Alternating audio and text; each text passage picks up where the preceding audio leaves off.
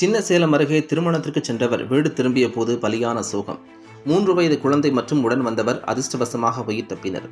கள்ளக்குறிச்சி மாவட்டம் சின்னசேலம் அருகே உள்ள சிறுமங்கலம் கிராமத்தைச் சேர்ந்த பானுப்பிரியா மற்றும் அவரது உறவினர் புவனேஸ்வரி என்ற பெண்ணும், பானுப்பிரியாவின் 3 வயது மகன் புவனேஷ் உள்ளிட்ட 3 பேரும் செல்லியம்பாளையம் கிராமத்தில் உள்ள உறவினர் வீட்டு திருமணத்திற்கு சென்றுவிட்டு இருசக்கர வாகனத்தில் வீடு திரும்பும் வழியில் சின்னசேலம் அருகே தேசிய நெடுஞ்சாலையில் சாலையை கடக்க முயன்றபோது சேலத்திலிருந்து சென்னை நோக்கி பின்னால் அதிவேகமாக வந்த கார் இருசக்கர வாகனம் மீது மோதியதில் மூவரும் தூக்கி வீசப்பட்டனர்.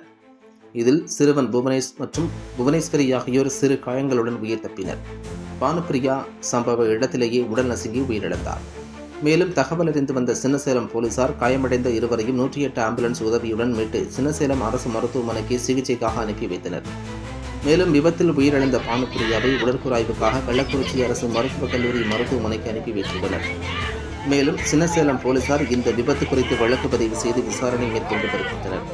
இந்த விபத்தினால் சிறிது நேரம் போக்குவரத்து பாதிக்கப்பட்டது. பின்னர் போலீசார் வாகனங்களை அப்புறப்படுத்தி போக்குவரத்தை சீர் செய்தனர்.